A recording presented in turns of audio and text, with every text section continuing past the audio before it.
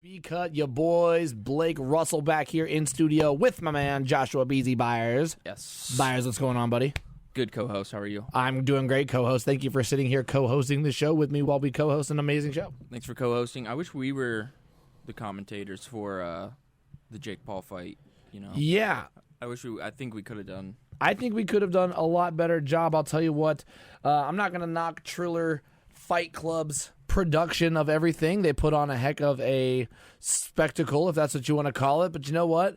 It was definitely freaking entertaining. I'll tell you that. The announcing was a little off the shelves, guys. We're talking about Jake Paul, Ben Askren, Triller Fight Club that happened this weekend. If you didn't see it, we're going to break down everything you guys need to know. Also, we are going to cover, obviously, UFC 261, Usman versus Masvidal, 3 belts on the line, getting it all done in this show. Starting off talking about Jake Paul, Ben Askren, Triller's production of what they called a fight card, definitely an entertaining spectacle. I'll tell you what, if you watched it and you weren't entertained, I feel bad for you because I'm not really sure what you were expecting out of this, but it went exactly like I thought it would. There were some complaints about it, like the lighting or the coloring was a little bit different than the Logan Paul KSI fight, that it didn't look as good, and then the commentary, I know Frank Mir or De La Hoya said something outlandish. Oscar De La Hoya was all over the place on Frank Mir's fight. He just said something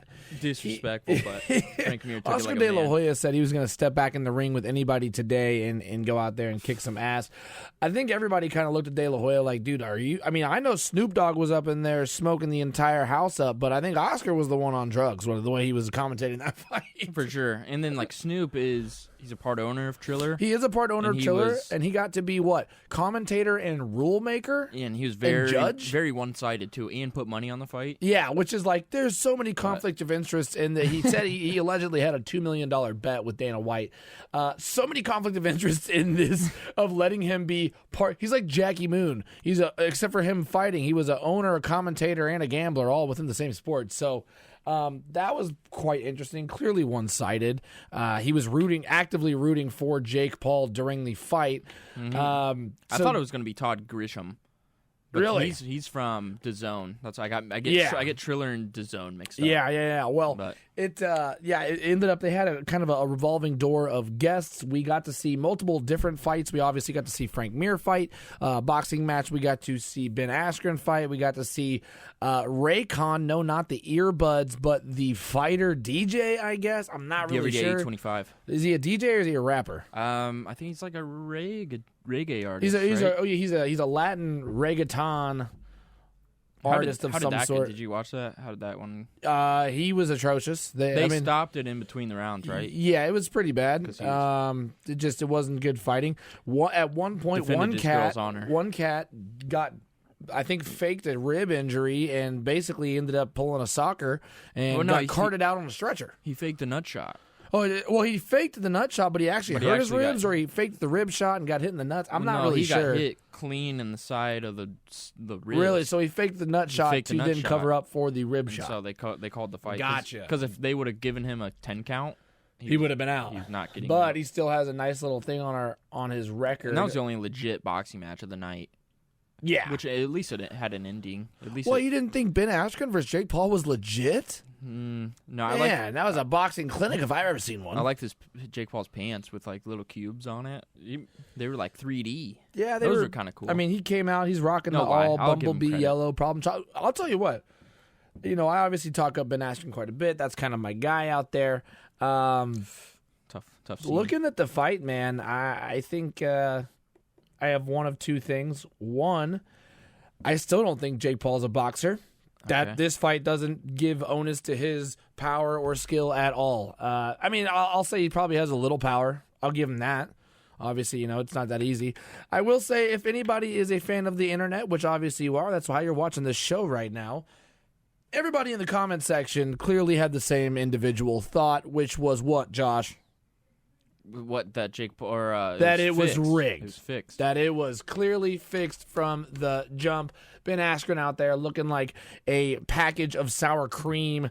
What a body on that guy. Dad of the God bod, or the God of the Dad bod, however you want to say it. I was kind of thinking that at first, maybe. But then I'm like, I watched him on Helwani today, and he was like, why would I do that? I have no interest in doing that. Or how does Ben Askren sound? Yeah, he said, why would I do that? He said, come on. I mean, I have no interest in doing that. What would you think about it? That jabroni out there. I mean, why would I do that? I have no... Yeah, but that makes Ben's it also even, a master worse. manipulator. I mean, he is part of the media. I'm not saying Ben did take a dive. I'm saying the internet clearly all agrees, which is a rarity when you can get the internet to agree on anything, that it looks like he took a dive. There's a few spare people who are all on Jake Paul's nuts who think he actually did win. Again, not that he looked bad by any means. It just, there was so many things. It was like a minute long. It was a minute long. There was so many things that didn't happen that I think, and the Royals just hit what I believe was a home run. No? They always do that. They're good at I baseball. think that was a home run. Salvador Perez having a freaking year this year, on fire. Anyway, they basically didn't... Remember when he faced Nate Robinson? He knocked Nate Robinson down 3 separate times, and they allowed Nate to get back up. After the second time, he was wobbling all over the place. Yeah, Ben didn't last as long as Nate Robinson. Yeah. That's unfortunate. That's the weird part to me. Nate Robinson looked good compared to Ben Askren. That's the weird part to me, is that they allowed... So Ben got hit. He falls down, smacks the canvas, gets back up. They don't give him a glove shake. They don't give him a 10 count. Well, yeah, you see the video, and he stood up fine within the count. Then he walked towards him. The ref asked him to move forward, and he looked a little... He looked weird. I mean, from behind, it looked weird. But I will say this: I thought he looked kind of weird too. But then I looked back at it, and if you watch Ben just in the ring, that's how he advances forward. He's very lumbersome. Even when he was in the box or in the MMA ring, he really kind of looks weird when he walks in general. The fact that they didn't allow him to continue, the fact that they didn't give him an official 10 count, the fact that they didn't check his gloves, and they just waved it off to me, looked extremely suspicious. Yeah, to say the least. I wish it would have gone longer, but I wish it would have gone longer because everybody wanted to get a little bang for their buck. I mean, like, it's not impressive. It almost would have been more impressive had they let it go longer for Jake's sake. If this was rigged, they rigged it wrong. They should have let it go a couple rounds and then Jake knocks him out. If he knocks him out in the first 10, it just it adds onus of conspiracy to it because people don't really know what happened. And 2, if he doesn't allow Ben to prove that he's even worth a damn, now you've just knocked out 3 people that can't box. Yeah, well, if Ben won, realistically, we wouldn't get to keep doing this. And that's the thing. I'm not even saying Ben winning. I know. Well, even if he looked, you couldn't say he looked good at all. You couldn't say he even showed up. But I'm glad this gets to keep going because what intrigues me the most out of everything is what's next for Jake Paul. Who's he gonna fight? And I'll tell you which one I want to see the most. But then let me run you through the names of all the different people. Lay it on me. There's Tyron Woodley, who was on Helwani saying, "I will box you." Him and his crew were running the mouth, between each other before the fight. So because they had to go. Each person of the corner goes and watches them get their gloves wrapped. Yeah, normal, like combat thing. And then there's DC. He said, DC? What did he say to DC? He said, I'll beat your ass. To Daniel Cormier. God, who else was there? Dustin Poirier. I was going to say, a lot of people were there. He sparred Mike Perry. The footage came out of that. And Mike Perry said, you kicked my ass to Jake Paul. And that's you didn't really see any footage of the sparring. You just hear Mike Perry saying that. And then... Dylan Dennis is the obvious one. Dylan Dennis is garbage. I would like to see that. I think my top 2, what I really want to see is Jake Paul versus Conor McGregor. KSI. Oh, yeah, Conor McGregor is another one that I forgot to mention because he would probably do it. Running the KSI fight actually would be pretty good. KSI wasn't bad. He obviously faced Logan Paul twice, beat him once, drew with him once. I'd like to see that just to see because you could play up the story of that. KSI beats up the whole Paul family. You could play up the side of does little brother avenge his big brother? You could play a couple different stories with that. So I think that would be a cool fight.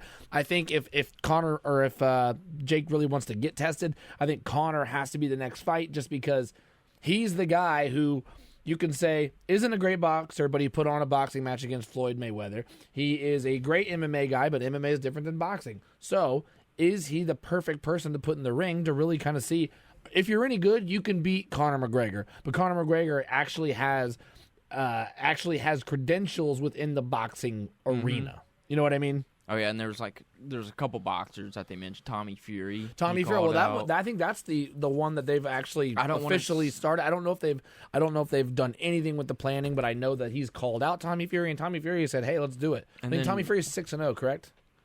4-0. 4-0. I think. No, I think Jake's 4-0. I think Tommy's 6-0. Jake's 3-0 professionally. Well, professionally. Yeah, professionally. But and then Dana White said today, between the feud of Jake Paul and the UFC, he said, "Dude, fight a fucking boxer." Yeah. Like, what are you doing?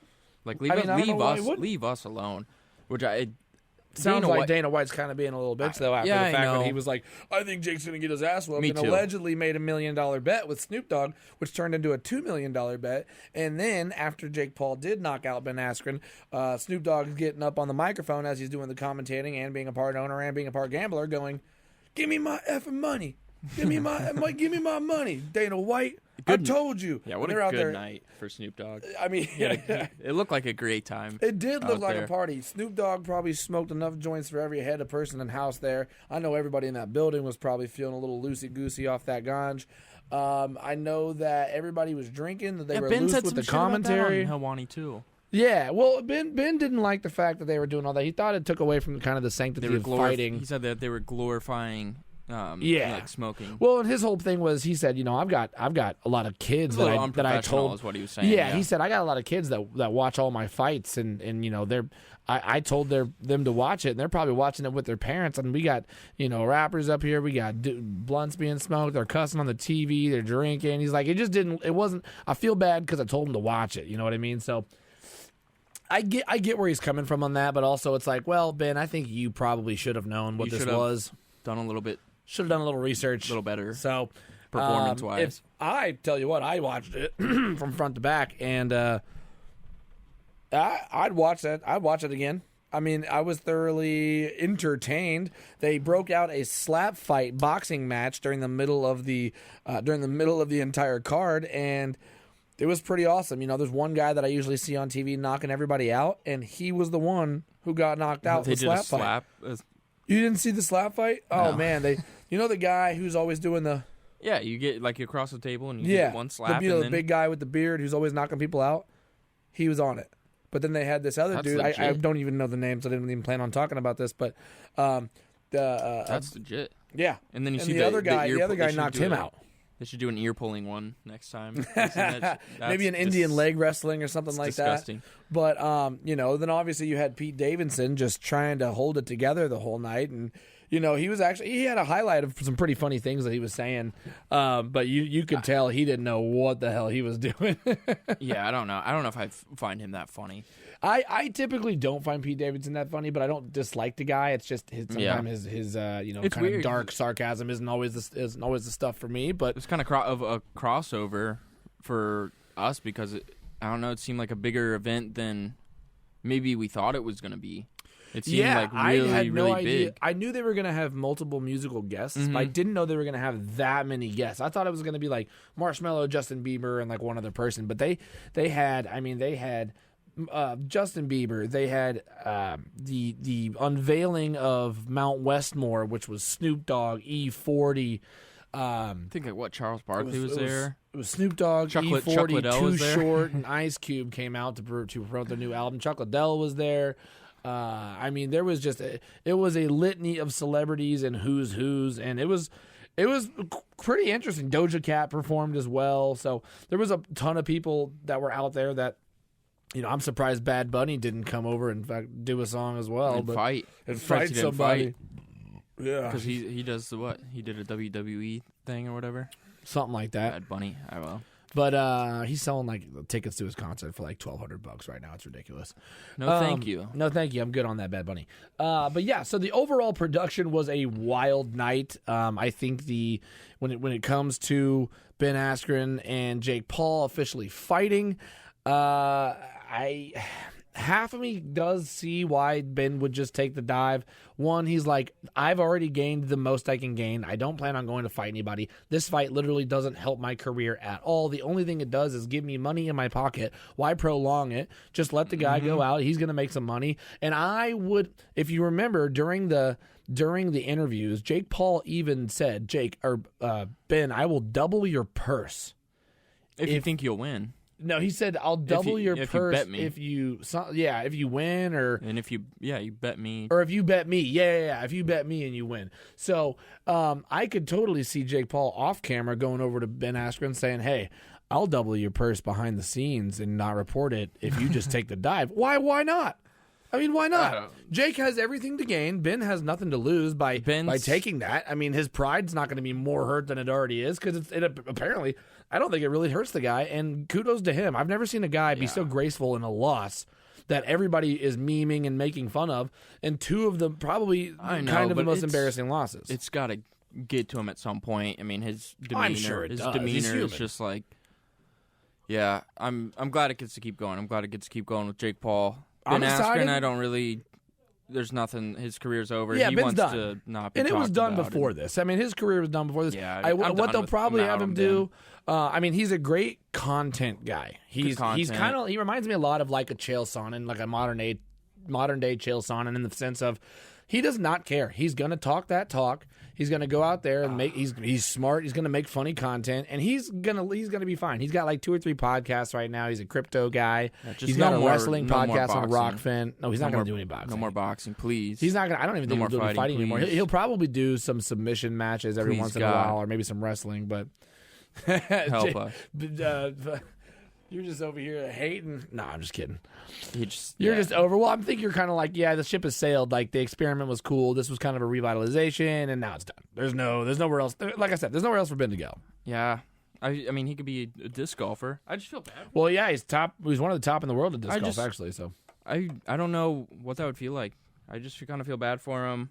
I don't know how to feel about Jake Paul. It's kind of like I don't know if I like him, respect him, or don't like him. It's a weird feeling that I got. Well, for like Jake Paul. I'm going to kind of quote Pete Davidson when he was talking to Ben Askren and interviewing him. He's like, yeah, I just got done interviewing Jake Paul, and he said that they started asking him about, what do you think your chances are? And he goes, well, I don't know. He's like, yeah, that guy's a piece of shit. He's like, Jake Paul's a piece of shit.